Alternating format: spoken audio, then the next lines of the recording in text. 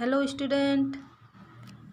आज का हमारा टॉपिक है श्वसन तंत्र या रेस्पिरेटरी सिस्टम।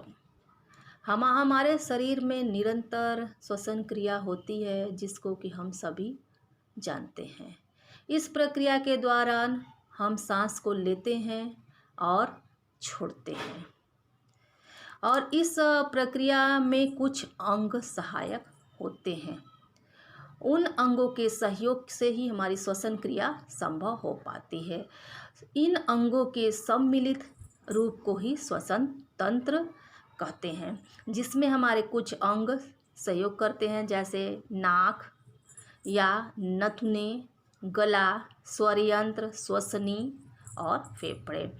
लेकिन हमें ये जानना भी आवश्यक है कि श्वसन क्रिया के दौरान जो दो प्रक्रिया होती हैं, पहला होता है सांस लेना, दूसरा होता है छोड़ना। सांस लेने की प्रक्रिया को उच्छ्वास क्रिया कहते हैं, जिसके अंतर्गत हम क्या करते हैं, शुद्ध वायु को फेफड़ों तक ले जाते हैं।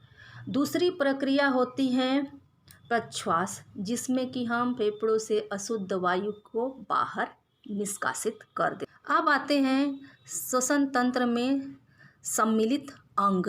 श्वसन तंत्र में सम्मिलित अंग होते हैं, पहला होता है नाक, दूसरा होता है गला, तीसरा होता है श्वास नली और चौथा होता है श्वसनी और उसके बाद आता है फेफड़े। यहाँ हम नाक के विषय में जानते हैं, जो श्वसन तंत्र का प्रथम अंग होता है। नाक से सांस लेना बहुत ही अच्छा होता है, क्योंकि नाक द्वारा सांस लेने में शुद्ध वायु हमारे फेफड़ों में प्रवेश करती है। क्योंकि नाक के अंदर कुछ सुरंगें होती हैं जिसको कि साइनस के नाम से जाना जाता है। इन सुरंगों के अंदर से एक चिपचिपा सा पदार्थ निकलता है जो वायु को शुद्ध करने में सहायक होता है। इस चिपचिपे से पदार्थ को कहते हैं लाइसोजाइम। लाइसोजाइम अगर इस ग्रंथि में किसी कारण से जुकाम के कारण सूजन आ जाती है तो हमें सांस लेने में हमारे क्या होती है, रुकावट आती है। इसके अतिरिक्त नाक में हमारे क्या होते हैं, छोटे छोटे रोए या बाल होते हैं, जो क्या करते हैं, हमारे वायु को छान देते हैं और वायु क्या होती है, शुद्ध होकर के एकदम शरीर के योग्य होकर के हमारे फेफड़े में क्या होती है, पहुँचती है। फेफड़े में पहुँचती है। इसलिए कहा जाता भी है कि नाक से सांस लेना हर व्यक्ति के लिए लाभदायक है। कभी कभी हम मुख द्वारा भी सांस ले लेते हैं। मुख द्वारा सांस लेना अच्छा नहीं होता है, फिर भी लेकिन जब नाक से सांस लेने में रुकावट आती है तो मुख से सांस लिया जाता है। अब आते हैं कंठ या गला। नाक से सांस लेने के पश्चात वायु एक चौड़ी नलिका में पहुंचती है, जिसे कंठ या गला कहते हैं। यह नलिका आगे चलकर दो नलिकाओं में बढ़ जाती है, जो कि अन्न प्रणाली तथा श्वास प्रणाली के नाम से जानी जाती है। पीछे वाली नलिका को अन्न प्रणाली तथा आगे वाली नलिका को वायु प्रणाली कहते हैं। वायु प्रणाली के ऊपर स्वर यंत्र स्थित होती। जब हम कुछ खाते पीते हैं तो स्वर यंत्र या वायु नलिका क्या होती है, बंद हो जाती है। इसके ऊपर एक ढक्कन लगा होता है जिसे इपिग्लोटिस के नाम से जानते हैं। कभी कभी हम जल्दी जल्दी खा लेते हैं तो क्या होता है, अन्न का कुछ दाना हमारे श्वास नलिका में चला जाता है, जिसके कारण हमें खांसी आने लगती है। और ये खांसी तब तक आती है जब तक हम उसे शरीर बाहर नहीं निकाल लेते हैं। स्वर यंत्र, श्वास नली का जो ऊपरी दो छल्ला होता है, जिसे कि हम स्वर यंत्र के नाम से जानते हैं। यह बॉक्स के आकार का होता है और किसका बना होता है, कार्टिलेज का बना होता है। जब वायु इनके से पास होती है तो उसमें आवाज़ उत्पन्न होती है, क्योंकि इसमें क्या होता है, स्वर रज्जु लगे होते हैं। जब वायु पहुंचती है तो ये क्या होती है, कंपित होती है। पुरुषों में यही रज्जु थोड़ा उभरे हुए से होते हैं, जिसके कारण उनकी यह ग्रंथि क्या होती है, उभरी हुई से होती है और ये उभरी रहती है, जिसे आदम का सेब या आदम एप्पल्स के नाम से जाना जाता है। स्वर यंत्र के बाद आता है श्वास नली। श्वास नली जो 12-13 सेमी क्या होती है, लंबी होती है तथा 2.5 सेमी चौड़ी होती है और इसे टेटुआ के नाम से भी जानते हैं। भोजन नली के सामने स्थित होती है तथा यह किसकी बनी होती है, कार्टिलेज की बनी होती है और यह क्या होती है, सी के आकार के 15-16 छल्लों से निर्मित होती है। सी के आकार का ये छल्ला क्या होता है, एक तरफ से खुला होता है, जैसे कि सी होता है।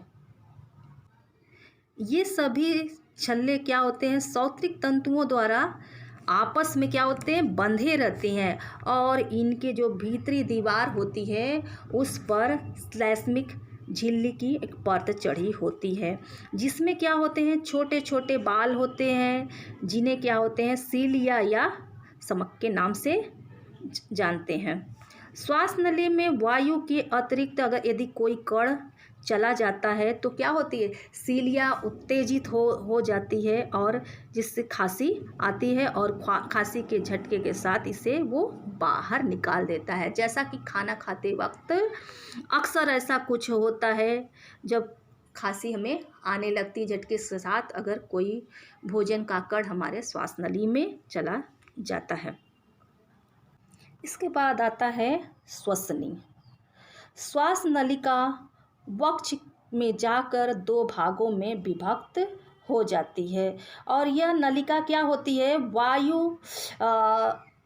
को फेफड़े में प्रवेश करा देती है।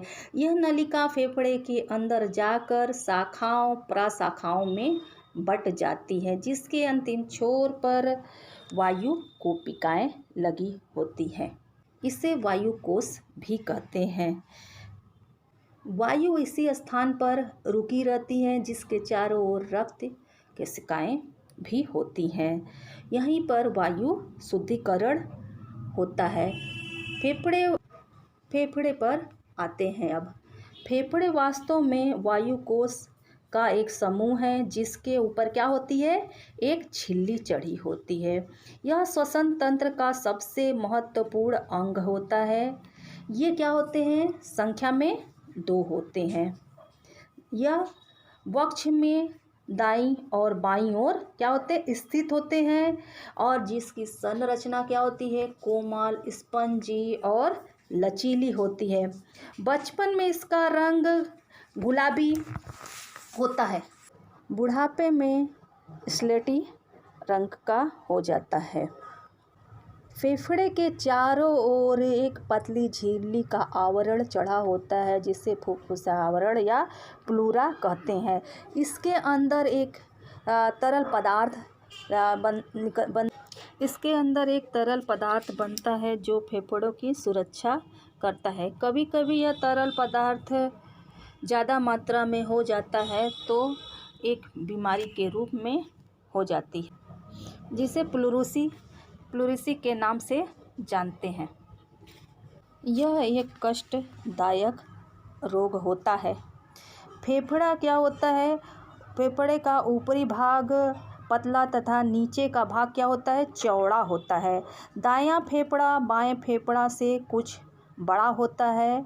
दायां फेफड़ा 3 भागों में तथा बायां फेफड़ा 2 भागों में बटा रहता है।